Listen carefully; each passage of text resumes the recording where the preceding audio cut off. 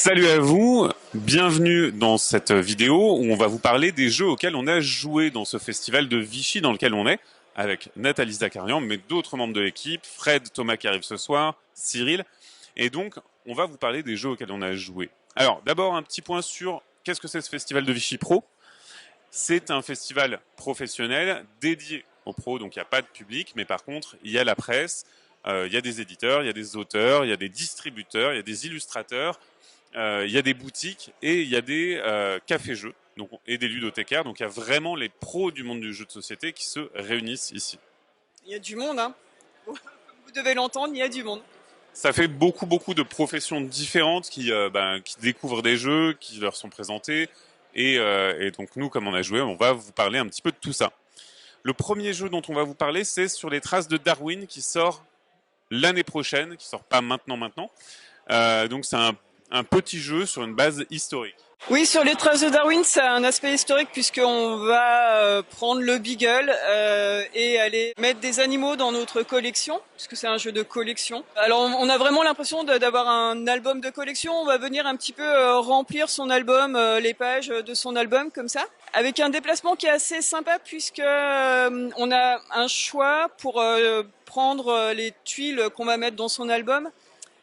Qui est dans notre ligne ou dans notre colonne en face du bateau, le Beagle. Et si on prend la deuxième tuile, par exemple, du coup, le Beagle va avancer de 2 cases et le prochain joueur aura donc cette colonne ou cette ligne qui sera disponible pour lui.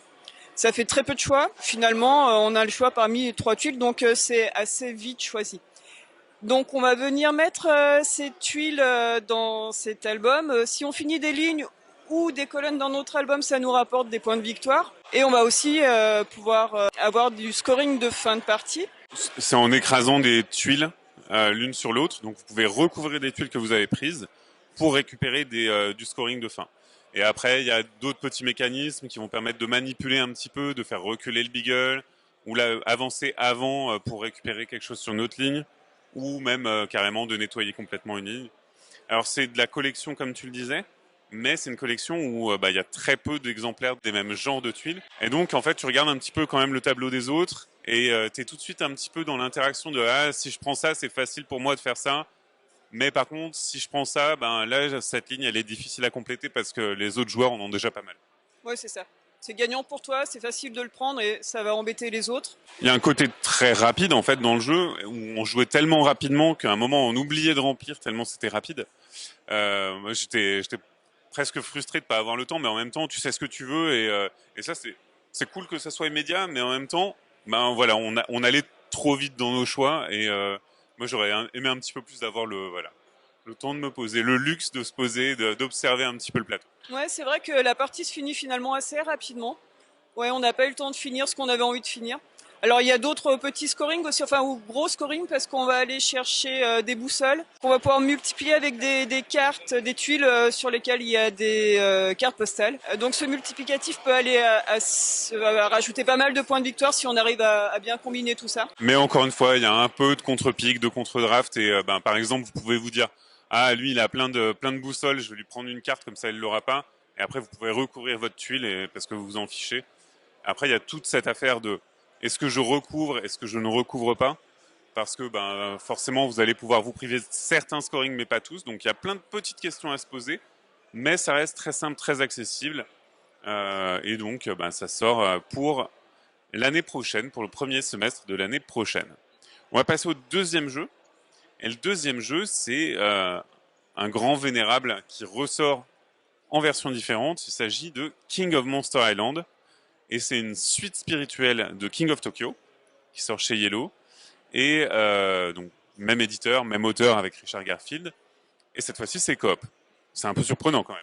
Et oui, il y a un gros monstre qui a envie de détruire la planète. Il n'a pas réfléchi que s'il détruit la planète, lui aussi il est mort. Mais bon, c'est son but. Et il veut tous nous détruire. Et donc cette grosse montagne, ce gros volcan, ça, c'est la piste qui va nous permettre de lancer les dés et de répartir les dés sur le plateau. Et en fonction de là où arrivent les dés, il va se passer des choses. Donc effectivement, les joueurs ont la possibilité de perdre de plein de manières différentes. Le boss va poser des minions qui vont attaquer les joueurs, comme dans King of Tokyo. Si vous êtes KO, C'est un peu dommage pour vous, mais là, ici, les autres joueurs vont pouvoir nous relever, nous ranimer. Mais si on commence son tour en étant KO, ben, on a perdu collectivement la partie. Après, c'est un peu plus compliqué que King of Tokyo ou King of New York. On va avoir d'autres choses. Au lieu d'avoir les étoiles de King of Tokyo, King of New York servent à autre chose. Elles servent à débloquer des pouvoirs asymétriques. Dès qu'on récupère de la gloire, on va pouvoir récupérer de l'influence sur des factions qui aident les monstres. Et donc, ça peut être les singes mutants, etc., les aliens, les médias. Et on débloque des pouvoirs asymétriques. Donc, c'est un des axes d'amélioration. Il y a toujours des cartes à acheter. Les dés, comme tu le disais, vont venir un petit peu régir l'IA du monstre et ses actions. Donc il y a vraiment plein de choses qui se passent sur le plateau tout le temps, un petit peu à la manière de The Loop, mais en beaucoup plus simple, hein. Bien sûr, ça reste King of, et le but c'est de mettre des grosses baffes en lançant des dés. Alors pareil, les dés ont été légèrement rééquilibrés, cette fois-ci il y a plus de gain de points de victoire, on est vraiment sur autre chose. Et on gagne beaucoup plus d'énergie, on peut se prêter des choses. Et il y a vraiment un aspect de team spirit dans ce jeu où on se donne des choses, on laisse des choses pour les autres. Oui, on peut laisser un dé ou plusieurs dés éventuellement pour que ça puisse bénéficier aux joueurs suivants sur cette case-là. On peut construire aussi des petits bateaux qui vont venir faire des phases de dés permanentes. Oui, la comparaison avec The Loop était intéressante parce que tu as la même piste pour lancer les dés et qui répartissent d'une façon assez aléatoire. Ça ne sert qu'à ça, mais ça marche bien. Et effectivement, comme tu disais, voilà, ça crée cette présence avec ce plateau un petit peu imposant et les monstres autour. Après, dans notre partie, il n'y a pas eu de grands moments, mais on a joué la partie d'initiation où le grand méchant, il n'est pas hyper vénère, c'est le boss de bas level. Et donc, c'était un petit peu facile, mais en même temps, sur un salon, c'est difficile de faire plusieurs parties, tester les niveaux de difficulté les plus élevés, parce qu'on n'a pas forcément le temps à consacrer, mettre 1 heure et demie sur le jeu. Bon, même si là, c'était une partie de une demi-heure. Mais effectivement, on perd ce côté King of Tokyo où tu mets des grosses baffes dans la tête des gens. Il y a ces gros moments un petit peu de... T'es à Tokyo, tu mets 5 baffes à tout le monde et là, t'as toute la table qui tire la gueule avec cet événement un peu fou de... il nous a à moitié tués, où il a tué des gens et donc il y a vraiment plus d'événements et plus de pression dans King of Tokyo que dans ce King of Monster Island pour l'instant sur le scénar d'introduction. Oui, c'est ça. Là, c'était quand même. On n'a pas eu le temps de bien développer non plus notre personnage et avoir des pouvoirs. Ça s'est fini assez vite finalement. C'était le monstre le plus simple. On peut le mettre aussi en niveau difficile. On peut avoir des monstres encore plus difficiles. On peut même les enchaîner, avoir 3 boss difficiles. Bon, donc ça peut permettre des parties bien longues où on a bien le temps de monter en compétences aussi. On va passer au jeu suivant et le jeu suivant sera un jeu de course qui s'appelait Cubitos où on joue avec des petits cubes qui vont se déplacer et on va acheter des dés et on va lancer notre pool de dés avec un petit stop ou encore et donc on va essayer d'arriver en premier mais d'acheter des dés qui nous intéressent, un petit peu plus intéressants. Ouais, les dés en fait c'est ça qui est le moteur de notre déplacement et de notre construction de dés. Alors ils nous ont présenté le jeu sous une forme de dice building, mais en vrai on va juste acheter des nouveaux dés qu'on va rajouter à notre pool de dés. C'est pas le dé en lui-même qu'on va pouvoir construire. En fait les dés on n'a qu'une face voire 2 faces qui pour les dés de base en fait il y a assez peu de possibilités pour qu'ils nous apportent quelque chose. Et donc, effectivement, c'est du stop ou encore. On va relancer ces dés jusqu'à obtenir quelque chose d'un petit peu qui va nous permettre d'acheter des nouveaux dés ou de se déplacer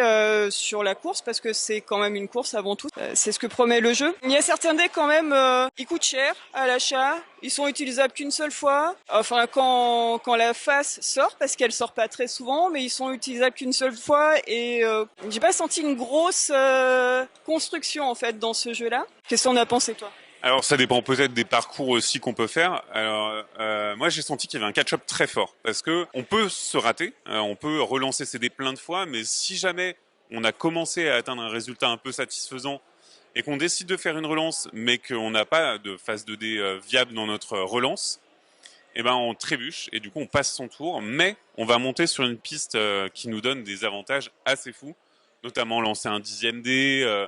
En fait on va pouvoir gagner pas mal de choses. Et c'est un catch-up que j'ai senti assez fort dans le sens où les gens qui trébuchaient, ils n'étaient pas vraiment fondamentalement en retard.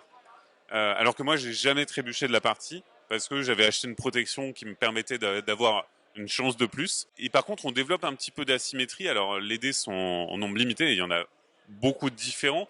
Suivant votre composition, vous allez pouvoir récupérer des dés et les lancer à nouveau, vous protéger du fait de trébucher, avoir des déplacements très rapides, récupérer des bonus sur le circuit. Donc, il y a plein de petits effets comme ça qui sont intéressants, qui sont rigolos. Maintenant, effectivement, il y a un moment où tu te dis, bah, on a fini la course et on n'a pas acheté tous les types de dés. Il y a un type de dés, on l'a vraiment pas acheté.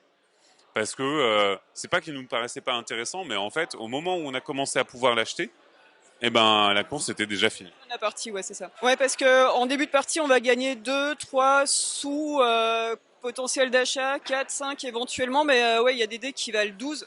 Donc avant d'arriver à 12, voilà, ça arrive vraiment qu'en fin de partie, t'as dû y arriver toi, mais parce que t'avais construit tout ça. Et effectivement, moi j'ai beaucoup trébuché.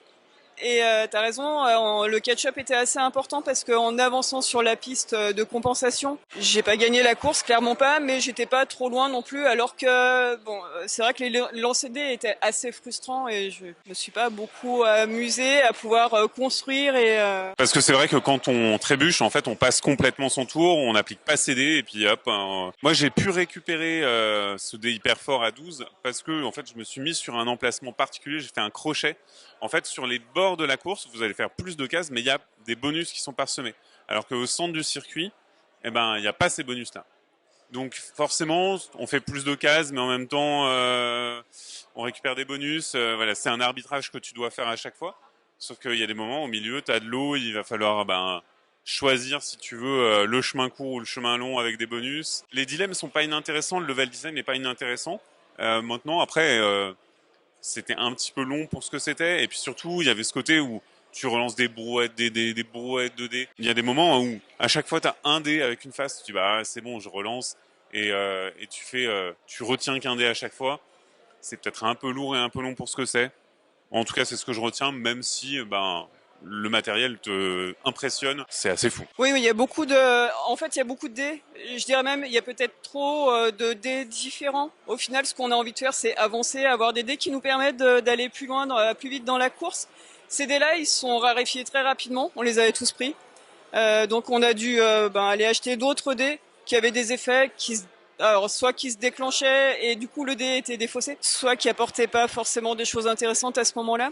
Voilà, peut-être moins d'unités de dés différentes aurait permis une partie un peu peut-être plus directe, plus fluide, pas assez épurée quoi. Ok, écoute, on va passer à notre quatrième jeu qui est Vivarium. Alors, avant qu'on parle de ce jeu, sachez que le réalisateur qui est derrière la caméra, Fred, notre réalisateur à nous, en fait, c'est l'auteur du jeu.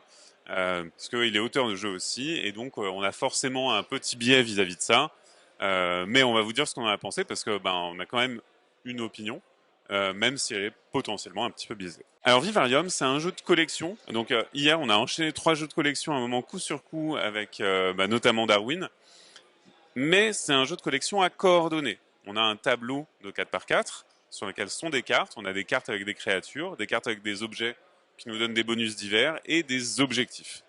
Et donc, à votre tour, on vous donne un domino qui va avoir des coordonnées que vous devez utiliser et vous devez le combiner avec un de vos 2 dominos que vous avez. Et le domino que vous n'utilisez pas, vous le passez au joueur suivant. C'est tout pour le système de sélection. Et après, on va récupérer la carte qui correspond, ça va se raréfier. On va faire 2 tours comme ça avant de remplir et c'est la fin de la manche.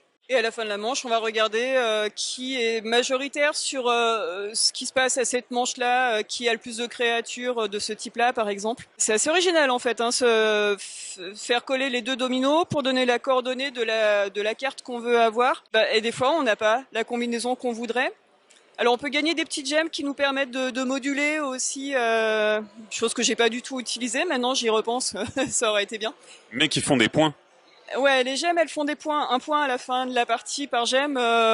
Quelqu'un autour de la table les avait collectionnés et ça fait pas mal de points comme ça. Ouais, le système de domino, c'est vraiment quelque chose de sympa. Alors au début, je me suis dit, on joue au tour par tour, c'est à mon tour de jouer. On m'a filé un domino, donc maintenant c'est à moi de voir. C'est pas du simultané, donc j'avais peur que ça dure longtemps cette phase-là, que la partie dure longtemps, parce que quand c'est à ton tour de jouer et que du coup ça impacte le temps de réflexion pour les autres joueurs, puisque tant que t'as pas fini de réfléchir, ils pourront pas, eux, à leur tour, ils peuvent pas anticiper.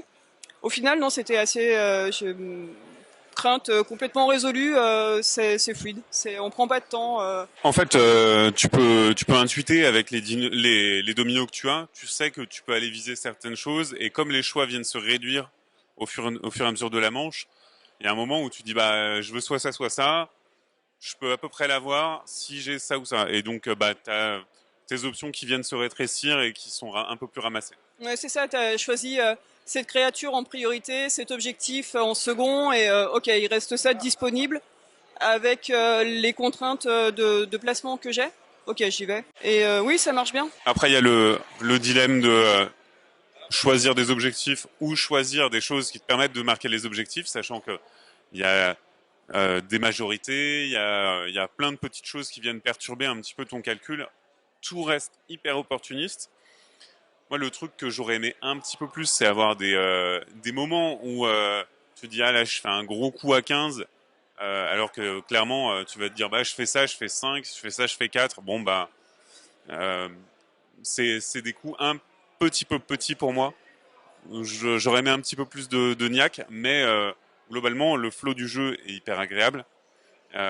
Comme tu dis, il n'y a pas de temps mort et tu es tout le temps dans des micro-choix qui sont intéressants et qui te procurent une petite satisfaction d'avoir une gemme et de pouvoir voir l'avenir, de prendre un objet qui va t'avoir le bonus que tu vas pouvoir utiliser plus tard. Donc, tu es quand même assez valorisé en tant que joueur. Et tu peux aussi embêter les autres parce qu'il y a aussi cette interaction de prendre une carte qui va te permettre d'avoir la majorité sur les autres parce que tout est visible finalement. Ou quelque chose qui permet de scorer à quelqu'un d'autre. Enfin, vraiment, il y a cette interaction sur le positionnement et la prise qui est assez forte, qui est assez centrale, on va dire.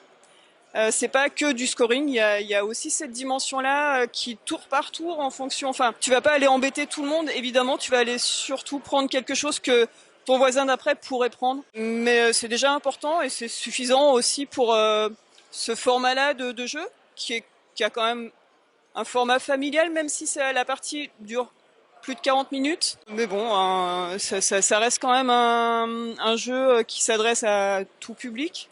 Un jeu de collection, énième jeu de collection qu'on a fait. Mais voilà, avec cette particularité quand même du domino qui est vraiment intéressante. Et contrairement à un certain nombre de jeux de collection où on joue un petit peu dans son coin, là, en fait, certes, tu construis dans ton coin, mais en regard avec les autres. Et du coup, t'es quand même pas isolé en fait dans ta collection. Et puis tu construis ton scoring en fait. Les objectifs, effectivement, t'es bien obligé d'aller les prendre à un moment. Et après, il va falloir les faire aussi. Ou alors tu vas chercher la carte objectif qui est disponible à ce moment-là parce que tu sais que t'as déjà ce qu'il faut pour la remplir. Donc ça aussi, c'est un type de jeu qu'on voit beaucoup en ce moment de construction de scoring. T'as la liberté de construire aussi ça et après d'aller chercher ce qu'il faut pour le finaliser, ouais. Eh ben, écoute, merci Nathalie pour tes impressions sur ces 4 jeux et on se dit à bientôt sur ludovox.fr pour plus de vidéos, d'articles et de plein de choses. Maintenant, ciao.